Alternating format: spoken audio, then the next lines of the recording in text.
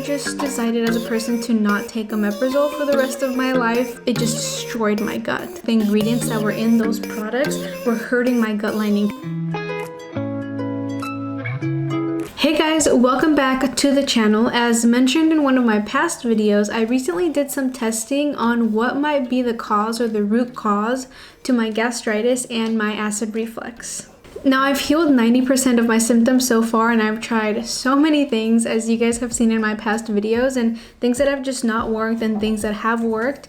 I just decided as a person to not take omeprazole for the rest of my life, which was suggested to me by quite a bit of professionals. And now that I have a doctor that I really like, and she's a very holistic doctor, she seems to understand kind of like the path that I want to take, which is a little bit more of a natural route now that I've been able to mostly contain and take care of my symptoms. Now, the test was actually 1 day only, and it literally just required me to poop in a tube. Let's just say that, which I feel like I should be sharing with you all just in case you ever try to do something similar to this. You will probably poop in a tube, so just get used to that. Now, the time from when I sent my test tubes to the time that I got to the lab, I think it only took about 2 weeks for me to get my results back. And yeah, so let's go ahead and look at my test results and let's go through them, and I'll try to explain to you what I kind of understand from them and what I've talked to my doctor about. This does not mean that everyone's test results will look this way and that you have the same thing that I have. So,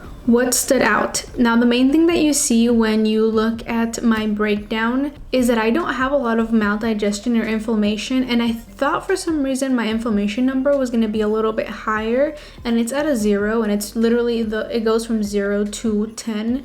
So I'm doing pretty good in terms of inflammation, and in terms of maldigestion as well, I'm doing really good. I'm just at a 1, which kind of makes sense because I've never really had a lot of digestion issues in terms of like not eliminating or pooping at all in a day. I normally do 2 to 3 times, sometimes even 4, it's rare, but 2 to 3 times a day. And there's obviously no infections, which is really good because that would have probably been something to worry about. What did stood out a lot in this breakdown was the dysbiosis and metabolic imbalance numbers that were in this breakdown. So it's pretty much just saying that I need a little bit more microbiome support, and with that, adding on some prebiotics. However, when I had a talk with my doctor, she mentioned that it's better to take care of my microbiome first than to start adding a bunch of probiotics and prebiotics, because those can just go right through my microbiome and my stomach, my intestinal lining. With that said, one of the bigger things that we kind of diagnosed for me was a leaky gut. Think about it as there is holes in the gut. In these gut linings, there's holes,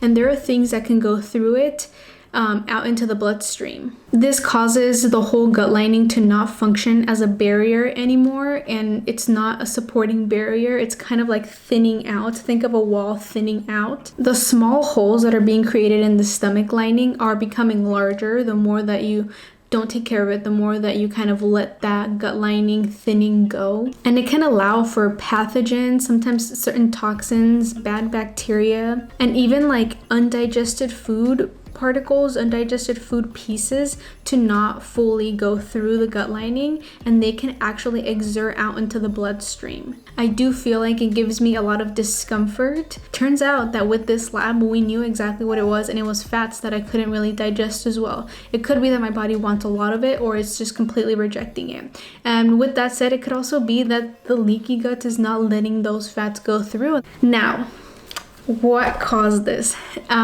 We have a couple of different theories of what it could be, and there's a lot of things that I kind of want to blame at and be angry at for them. But one of the main things that I noticed that really has triggered that leaky gut once again has been dieting and extreme workouts, extreme endurance sports. Now, this can happen to different people for a lot of different reasons. Maybe you eat too much sugar, too many things with GMOs, dairy products, things that you can't properly digest, and then they're just kind of like hurting your microbiome, your intestinal, like your system over and over again, and it just keeps damaging that lining. It could be the possibility for a lot of people, but for me, when we were looking back at different types of reasons why this could have happened, or why I could have gotten leaky gut and gastritis and acid reflux and all those symptoms, is because of how hard I was training and how hard I was dieting for a while. Now, before I even started running marathons and all that, it was actually 2020 when all this started, when I started getting all my gastritis symptoms and everything.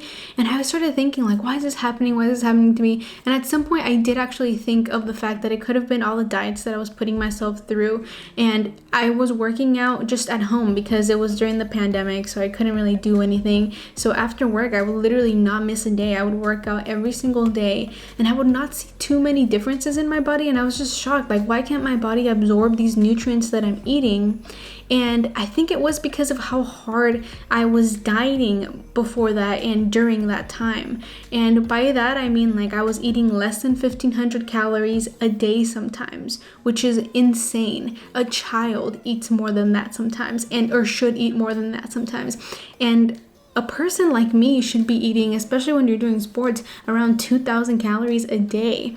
And what is so crazy to me is, like, looking back now, I'm like, oh my God, it just makes so much sense, because I would literally have constant TMI, constant diarrhea all the time because of all the food that I was eating. I was eating a lot of like sugar-free, fat-free foods and all these diet foods that were ultimately hurting my gut and damaging my gut, because of the ingredients that were in those products were hurting my gut lining, because I was kind of sensitive to those. Like, having them once in a while was fine, but when I had them in big quantities, it just seemed like it just destroyed my gut. And I'm convinced that dieting destroyed my gut, but I'm also convinced that nutrition and the correct diet for me, lifestyle for me, will reverse that damage and will make my gut a lot better. So I slowly started getting back into the rhythm and taking care of myself in terms of nutrition and taking my digestive enzymes and my betaine HCI for like my low acidity. And I started taking that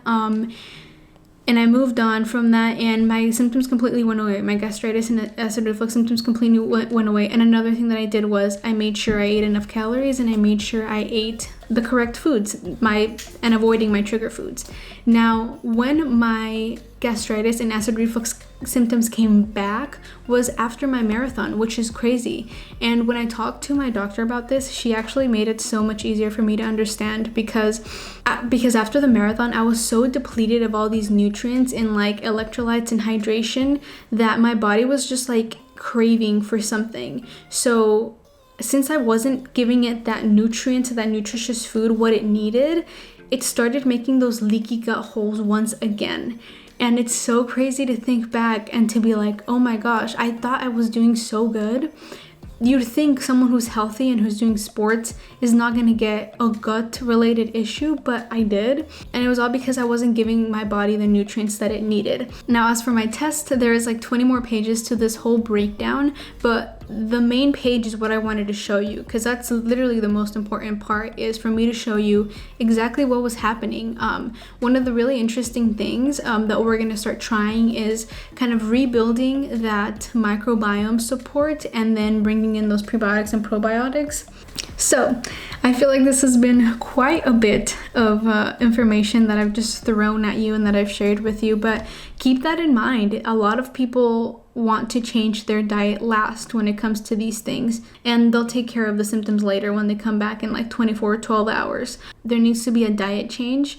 I do want to create more recipe videos. I am traveling for the next 2 weeks, so I probably won't be able to do that right away, but when I do come back home, I want to post more recipe videos just to help myself be on track and consume more of those probiotics and prebiotics, and to potentially help you if you want to try out those recipes, if they're not in your trigger foods, of course. If you have gone through this and you have a lot of experience in leaky gut, share some insights, share some knowledge with us.